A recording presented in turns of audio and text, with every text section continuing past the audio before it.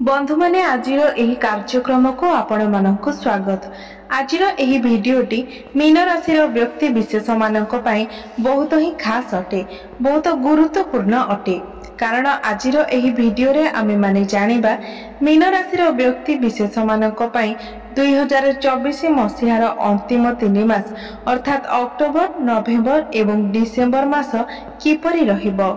एही 3 मासरे आपणक जीवन रे केउ सब बड़ परिवर्तन हेबो, केउ सब घटना घटिबो। कारण एही 3 मासरे बड़ बड़ ग्रह मानकर राशि परिवर्तन हेबो। एहा सहित शनि बक्रीरु मार्की मध्य हेबे। तो ए सबुर प्रभाव आपणक जीवन उपरे पड़िबो एवं आपणक जीवन रे मध्य अनेक परिवर्तन हेबो। तेबे एही 3 मासरे आपणक जीवन रे केउ सब परिवर्तन हेबो से विषय रे एही वीडियो रे आज आमे विस्तार रूप रे जानिबा। एही 3 मासरे सूर्य, बुध एवं मंगलंकर राशि परिवर्तन हेबो, शुक्रंकर मध्य राशि परिवर्तन हेबो।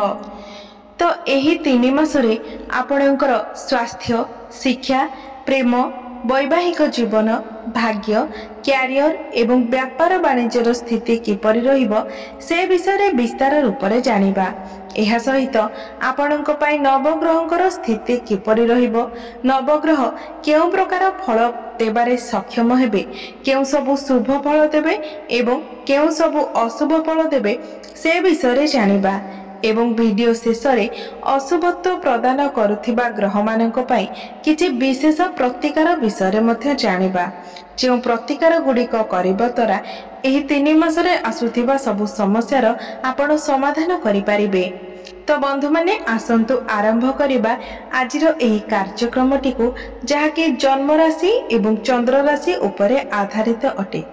तो बंधु माने राशि चक्र 12 कोटी राशि मानक मध्यरु शेष राशि अर्थात 12 नंबर राशिटी हेउची मीन राशि। तो बंधु माने सर्वप्रथमे आसंतु जानि नेबा अक्टोबर मासरे नवग्रहंकर स्थिति किपरि रहिबो। तो अक्टोबर मास आरंभ रे आपणकर प्रथम भावरे विराजमान अछंती राहु, आपणकर तृतीय भावरे विराजमान अछंती गुरु, चतुर्थ भावरे विराजमान अछंती मंगल, सप्तम भावरे विराजमान अछंती बुध, सूर्य एवं केतु, अष्टम भावरे विराजमान अछंती शुक्र एवं आपणकर द्वादश भावरे विराजमान अछंती शनि। तो आपणकर द्वादश भावरे शनि अछंती एवं शनि 14 नवेम्बर पर्यंत आपणकर बक्री अवस्था अछंती एवं 14 नवेम्बर को शनि बक्री रु मार्की होई जिवे। एवं जेबेटू शनि बक्री होइछंती 2-3 मास हेबो आपणकर टेंशन बढ़ी जायछि, आपणकर भागदौड़ मध्य बढ़ी जायछि।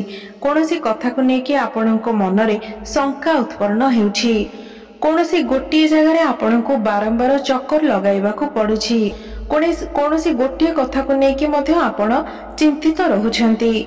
तो 14 नवेम्बर को शनि बक्री रु मार्की होई जिवे। सेतबेले आपणकर ए सबुरे परिवर्तन आसीबो, आपणकर टेंशन कम होई जिवो, भागदौड़ मध्य कम होई जिवो। तो वर्तमान आपणकर शनि 7.5 मध्य चालुछि एवं शनि 7.5 रो प्रथम चरण चालुछि।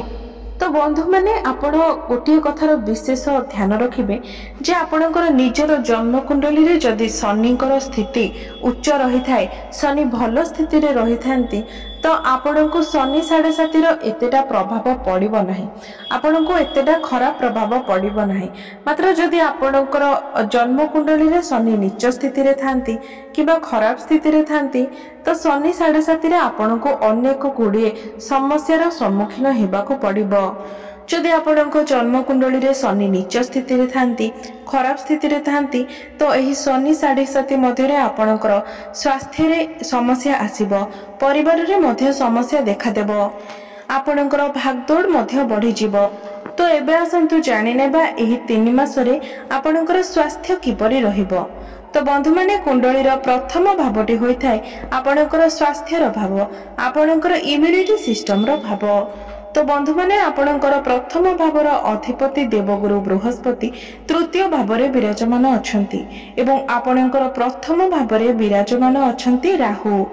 तो राहु जेहेतु आपणकर प्रथम भावरे अछंती तो एही समय आपण जंक फूड को संपूर्ण रूप से अवॉइड ଏହି ସମୟରେ ରାହୁ ଗୁରୁଙ୍କର ରାଶିରେ ଅର୍ଥାତ୍ ଆପଣଙ୍କର ପ୍ରଥମ ଭାବରେ ଏବଂ ଗୁରୁ ଆପଣଙ୍କର ତୃତୀୟ ଭାବରେ ବିରାଜମାନ ଅଛନ୍ତି। ତ ଏହି ସମୟରେ ଆପଣଙ୍କର ଦେହ ଜଲ୍ଦି ଖରାପ ହୋଇଯାଇପାରେ ଏବଂ ଏହି ସମୟରେ ଆପଣଙ୍କର ଇମ୍ୟୁନିଟି ସିଷ୍ଟମ ମଧ୍ୟ ୱିକ୍ ରହିବ। ଏହି ସମୟରେ ଆପଣଙ୍କର ୱେଟ୍ ମଧ୍ୟ କମ୍ ହୋଇଯିବ କିମ୍ବା ଅଚାନକ ଆପଣଙ୍କର ୱେଟ୍ ବହୁତ ଅଧିକ ବଢ଼ି ମଧ୍ୟ ଯାଇପାରେ। ତ ଏହି ସମୟରେ ଆପଣ ଆପଣଙ୍କର ଖାଇବା ପିଇବା ପ୍ରତି ବିଶେଷ ଧ୍ୟାନ ଦିଅନ୍ତୁ। ତ ଏହା ବ୍ୟତୀତ ଆପଣଙ୍କର ସ୍ୱାସ୍ଥ୍ୟରେ ସେମିତି କିଛି ବଡ଼ ସମସ୍ୟା ଦେଖାଯାଉନାହିଁ, କେବଳ ଆପଣ ନିଜର ଖାଇବା ପିଇବା ପ୍ରତି ଧ୍ୟାନ ରଖନ୍ତୁ। କାରଣ ଏହି ସମୟରେ ରାହୁଙ୍କର ରାଶି ପରିବର୍ତ୍ତନ ହେବାର ନାହିଁ କି ଗୁରୁଙ୍କର ମଧ୍ୟ ରାଶି ପରିବର୍ତ୍ତନ ହେବାର ନାହିଁ। ତ 3 ମାସ ଯାଏ ଆପଣଙ୍କୁ ଆପଣଙ୍କର ଖାଦ୍ୟପେୟ ପ୍ରତି ଧ୍ୟାନ ରଖିବାର ଅଛି ଏବଂ ଆପଣଙ୍କର ସ୍ୱାସ୍ଥ୍ୟରେ ସେମିତି କିଛି ବଡ଼ ସମସ୍ୟା ଦେଖାଯାଉନାହିଁ। ଯଦି ଆପଣ ନିଜର ଖାଦ୍ୟକୁ ନିୟନ୍ତ୍ରଣରେ ରଖନ୍ତି ତ ସ୍ୱାସ୍ଥ୍ୟ ମଧ୍ୟ ଆପଣଙ୍କର ଠିକ୍ ଠାକ୍ ରହିବ। ଏବେ ଆସନ୍ତୁ ଜାଣିବା ଆପଣଙ୍କର ଶିକ୍ଷା କ୍ଷେତ୍ର କିପରି ରହିବ ଏହି 2024ର ଅନ୍ତିମ 3 ମାସ ଅର୍ଥାତ୍ ଅକ୍ଟୋବର, ନଭେମ୍ବର ଏବଂ ଡିସେମ୍ବର ମାସରେ। ତ ବନ୍ଧୁମାନେ, କୁଣ୍ଡଳୀର ପଞ୍ଚମ ଭାବଟି ହୋଇଥାଏ ଆପଣଙ୍କର ଶିକ୍ଷାର ଭାବ। ତ ଆସନ୍ତୁ ଜାଣିବା ବିଦ୍ୟାର୍ଥୀମାନଙ୍କ ପାଇଁ କିପରି ରହିବ ଏହି 3 ମାସ। ତ ବନ୍ଧୁମାନେ, ଏହି 3 ମାସରେ ଆପଣଙ୍କର ପାଠପଢ଼ାର ସ୍ଥିତି ବହୁତ ଭଲ ରହୁଛି। ମାତ୍ର ମଙ୍ଗଳ ଆପଣଙ୍କର ପଞ୍ଚମ ଭାବରେ ନିଚସ୍ତ ହୋଇଯିବେ, ଯାହାଫଳରେ ଆପଣ ଏସବୁ କଥାର ଧ୍ୟାନ ରଖିବେ ଯେ ଆପଣ ଯେମିତି କୌଣସି ରିଲେସନସିପ୍ରେ କିମ୍ବା ଅନଲାଇନରେ ଅଧିକ ସମୟ ନଷ୍ଟ ନ କରନ୍ତି। 60 to 70% ଆପଣଙ୍କର ପାଠପଢ଼ା ଏହି 3 ମାସରେ ଭଲ ରହୁଛି। ତ ଆପଣ କିନ୍ତୁ ଧ୍ୟାନ ରଖିବେ ଯେ ଏହି 3 ମାସରେ ଆପଣ ଅଧିକ କୌଣସି ରିଲେସନସିପ୍ରେ ସମୟ ଦେଇପାରନ୍ତି ଏବଂ ଡିଜିଟାଲ ୱାର୍କରେ ସମୟ ଦେଇପାରନ୍ତି। ତ ଏସବୁରୁ ଆପଣ ଓହରିବା ପାଇଁ ଚେଷ୍ଟା କରନ୍ତୁ ଏବଂ ପାଠପଢ଼ାରେ ଅଧିକ ସମୟ ଦେବା ପାଇଁ ନିଜକୁ ଚେଷ୍ଟା କରନ୍ତୁ। କାରଣ ଆପଣଙ୍କ ଉପରେ ହିଁ ଡିପେଣ୍ଡ କରେ ଯେ ଆପଣ ନିଜକୁ କେତେ ନିୟନ୍ତ୍ରଣରେ ରଖିପାରିବେ। କାରଣ ଯେହେତୁ ମଙ୍ଗଳ ନିଚସ୍ତ ହୋଇଯିବେ ତ ଆପଣଙ୍କ ସହିତ ଏସବୁ ହେବାର ବହୁତ ଅଧିକ ସମ୍ଭାବନା ରହୁଛି। ତ ଆପଣ ନିଜକୁ ଅଧିକ ପାଠପଢ଼ାରେ ମନୋନିବେଶ କରାଇବା ପାଇଁ ଚେଷ୍ଟା କରନ୍ତୁ। ଏହି ସମୟରେ ଆପଣଙ୍କ ମଧ୍ୟରେ କ୍ରୋଧ ଅଧିକ ରହିବ ଏବଂ ଆଗ୍ରେସନ ମଧ୍ୟ ଅଧିକ ରହିବ। ତ ଏସବୁକୁ ମଧ୍ୟ ଆପଣ କଣ୍ଟ୍ରୋଲ କରିବା ପାଇଁ ଚେଷ୍ଟା କରନ୍ତୁ। ତ ବନ୍ଧୁମାନେ, 16 ଅକ୍ଟୋବର ପୂର୍ବରୁ ଆପଣଙ୍କର ପାଠପଢ଼ାର ସ୍ଥିତି ବହୁତ ଭଲ ରହୁଛି ଏବଂ ତାପରେ 16 ନଭେମ୍ବର ପରେ ଆପଣଙ୍କର ପାଠପଢ଼ାର ସ୍ଥିତି ବହୁତ ଭଲ ରହୁଛି। ଅର୍ଥାତ୍ 16 ଅକ୍ଟୋବରରୁ 16 ନଭେମ୍ବର ଭିତରେ ଆପଣଙ୍କର ପାଠପଢ଼ାର ସ୍ଥିତି ଟିକେ ଖରାପ ହୋଇପାରେ। ଆପଣ ଏହି ସମୟରେ ଅନ୍ୟମନସ୍କ ହୋଇପାରନ୍ତି ଏବଂ ଅଲଗା ଜିନିଷରେ ଅଧିକ ସମୟ ଦେଇପାରନ୍ତି। ତ ଏହି ସମୟରେ ଆପଣ ନିଜର ପାଠପଢ଼ା ପ୍ରତି ଟିକେ ବିଶେଷ ଧ୍ୟାନ ରଖିବେ। ଏବେ ଆସନ୍ତୁ ଜାଣିବା ଆପଣଙ୍କର ପ୍ରେମ ଜୀବନ କିପରି ରହିବ 2024 ମସିହାର ଅନ୍ତିମ 3 ମାସ ଅର୍ଥାତ୍ ଅକ୍ଟୋବର, ନଭେମ୍ବର ଏବଂ ଡିସେମ୍ବର ମାସରେ। ତ ବନ୍ଧୁମାନେ, ପଞ୍ଚମ ଭାବଟି ହୋଇଥାଏ ଆପଣଙ୍କର ଶିକ୍ଷା କ୍ଷେତ୍ରର ଭାବ। ସେହିଭଳି ପଞ୍ଚମ ଭାବଟି ମଧ୍ୟ ହୋଇଥାଏ ଆପଣଙ୍କର ପ୍ରେମ ଜୀବନର ଭାବ ଏବଂ ଆପଣଙ୍କ ସନ୍ତାନର ଭାବ। ତ ଆପଣଙ୍କର ପ୍ରେମ ଜୀବନରେ କିଛିଟା ସମସ୍ୟା ଦେଖାଦେଇପାରେ କାରଣ ମଙ୍ଗଳ ଆପଣଙ୍କର ପଞ୍ଚମ ଭାବରେ ନିଚସ୍ତ ହୋଇଯିବେ। ତ ଏହି ସମୟରେ ଆପଣ ଆପଣଙ୍କର ପାର୍ଟନରଙ୍କ ମଧ୍ୟରେ ଅଧିକ କ୍ରୋଧ ଦେଖିବାକୁ ପାଇବେ। ଛୋଟ ଛୋଟ କଥାକୁ ନେଇକି ସେ ବହୁତ ଅଧିକ ରାଗିଯିବେ କାରଣ ମଙ୍ଗଳ ଆପଣଙ୍କର ପଞ୍ଚମ ଭାବରେ ଅଛନ୍ତି। ସେ ଆପଣଙ୍କୁ ନିଜ ଅନୁସାରେ ଚଳାଇବା ପାଇଁ ଚାହିଁବେ। ଆପଣଙ୍କର କୌଣସି କଥା ସେ ଶୁଣିବେ ନାହିଁ। ସେ ଚାହିଁବେ ଯେ ଆପଣ ତାଙ୍କ କଥା ଅନୁସାରେ ଚାଲନ୍ତୁ। ତ ଏହି ସମୟରେ ସେ ଆପଣଙ୍କୁ ଡୋମିନେଟ୍ କରିବା ପାଇଁ ଚେଷ୍ଟା କରିବେ। ତ ଏହି ସବୁକୁ ଆପଣ ଯଦି କଣ୍ଟ୍ରୋଲ କରିଦେବେ ତ ଆପଣଙ୍କର ପ୍ରେମ ସମ୍ପର୍କ ଭଲ ରହିବ। ଆପଣଙ୍କର ପ୍ରଥମ ଭାବରେ ମଧ୍ୟ ରାହୁ ରହୁଛନ୍ତି। ତ ଆପଣ ମଧ୍ୟ ଏହି ସମୟରେ ଆପଣଙ୍କ ପାର୍ଟନରଙ୍କ ଉପରେ ଡାଉଟ୍ କରିପାରନ୍ତି। ଆପଣଙ୍କ ମନକୁ ସନ୍ଦେହ ଆସିପାରେ ଏବଂ ବିନା କାରଣରେ ମଧ୍ୟ ଆପଣଙ୍କ ମଧ୍ୟରେ ଏହି ସମୟରେ ଲଢ଼େଇ ଝଗଡ଼ା ହେବ।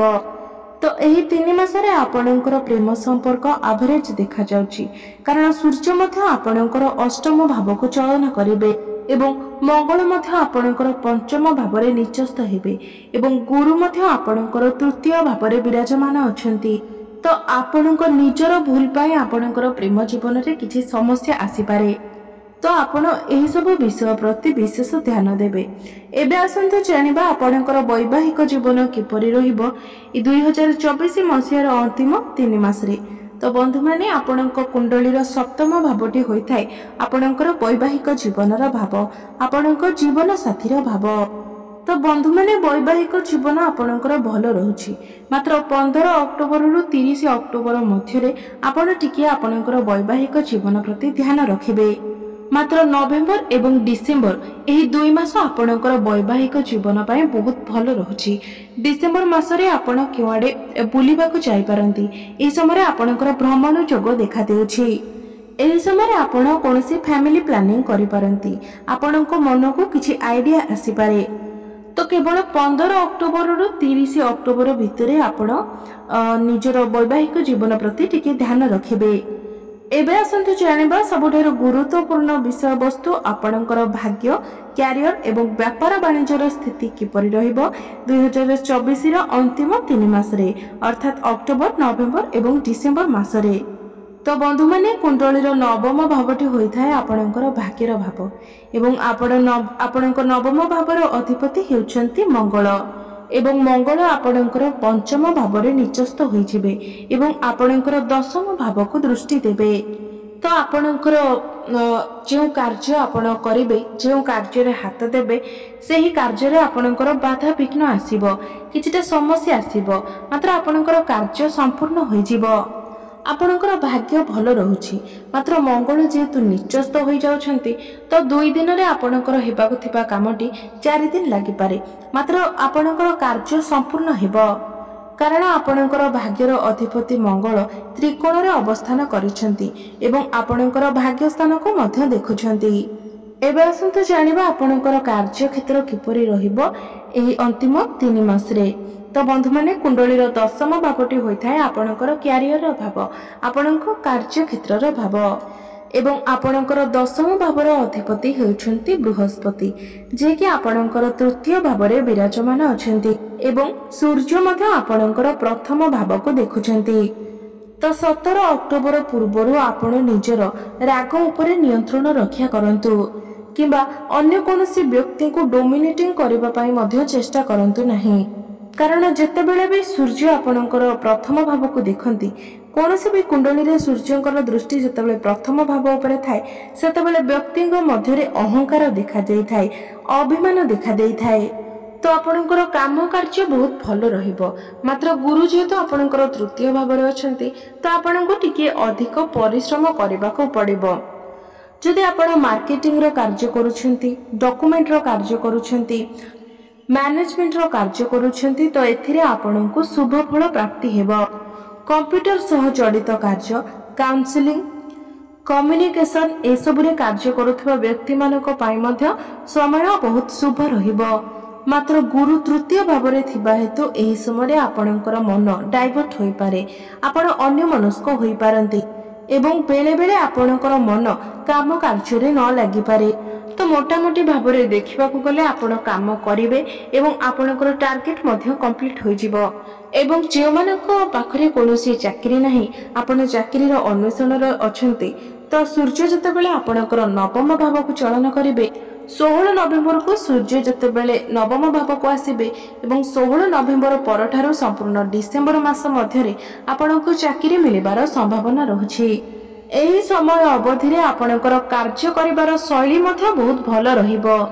एही समय आपणकर बॉस को सहित आपणकर संपर्क भल रहिबो एवं आपणको मान सम्मान मध्य प्राप्ति हेबो मात्र अक्टोबर मासरे एवं 16 नवेम्बर पूर्वरु आपण कहा सहित किंबा आपणकर बॉस को सहित आर्गुमेंट करंतु नाही एवं काम कार्य को अणदेखा मध्य करंतु नाही। एबे जानिबा आपणकर बिजनेस किपरि रहिबो ए अंतिम 3 मास रे।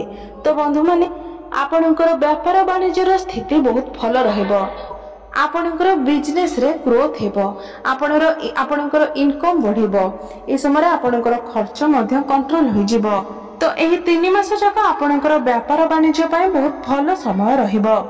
एबे आसंतु जानिबा किछि विशेष प्रतिकार विषय रे जे प्रतिकार गुडिक करबा द्वारा आपणकर समस्त अशुभत्व खंडन होई परिबो। तो आपण प्रत्येक दिन सूर्य को जलार्घ्य अर्पण करंतु एवं गुरु जेहेतु आपणकर दुर्बल स्थिति रे अछंती गुरुंकर बीज मंत्र ओम ग्राम ग्रीम ग्रोम सह गुरवे नमः एही मंत्र को आपण प्रत्येक दिन 108 थर जप करंतु एवं विष्णु सहस्र नामर मध्य पाठ करंतु एवं प्रत्येक दिन आपण हनुमान चालीसार पाठ करंतु आपणको शुभत्व प्राप्ति हेबो। ବନ୍ଧୁମାନେ ଆପଣମାନଙ୍କର ଜୀବନ ମଙ୍ଗଳମୟ ହେଉ, ଏହା ହିଁ ଈଶ୍ୱରଙ୍କ ନିକଟରେ ମୋର ପ୍ରାର୍ଥନା। ଧନ୍ୟବାଦ।